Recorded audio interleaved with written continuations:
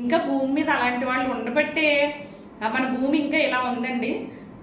మనకి ప్రకృతికి కోపం వస్తుందండి.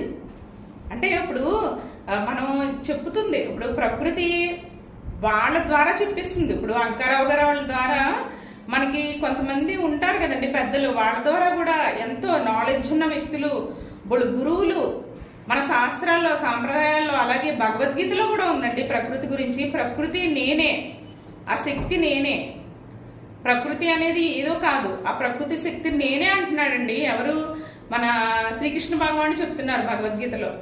మరి ఆయన్ని, ఆ ప్రకృతిని పాడు చేస్తే భగవంతుడికి మన ఇబ్బంది కలిగించినట్టు కాదా అండి?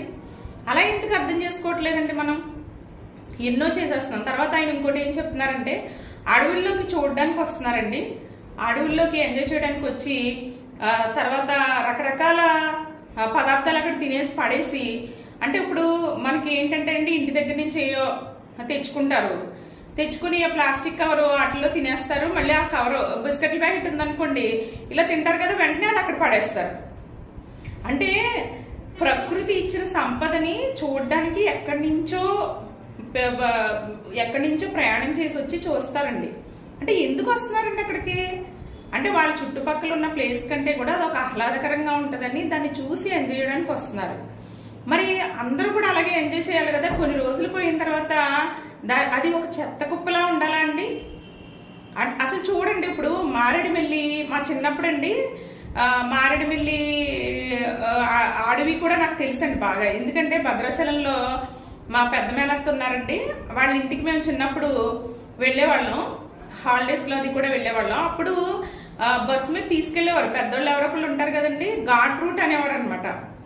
ఘాట్ రూట్ అంటే అడవుల నుంచి మేము వెళ్ళేవాళ్ళం. అది చూసి నేను చాలా ఎంజాయ్ చేసేదాన్ని నిజంగా. అంటే వైవిధ్యం, ప్రకృతి వైవిధ్యం, ఏళ్ళు ఎలా వస్తాయి కిందకి.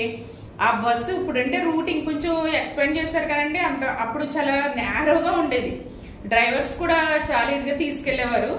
ఆ వర్షాలు పడడం, అవి ఇలా రావడం, ఒక్కొక్క చోట అడవులు అంటుకుపోతూ ఉండేయండి. అవి కూడా నేను గమనించేదాన్ని. అలా ఉండేదండి. అప్పుడు చాలా ప్యూర్గా ఎక్కడ ఏం కనిపించేది కాదు.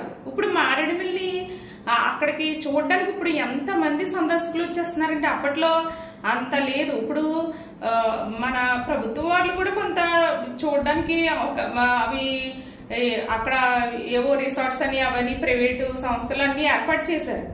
అంటే మనం చూసి ఆనందించడానికి, ఎక్కడో ఉన్న వాళ్ళు వచ్చి ఇలాంటి ప్లేస్ని చూసి ఆనందిస్తారని వాళ్ళు అక్కడ అలాంటి ఏర్పాట్లు చేస్తున్నారు. మనం ఏం చేస్తున్నామండి?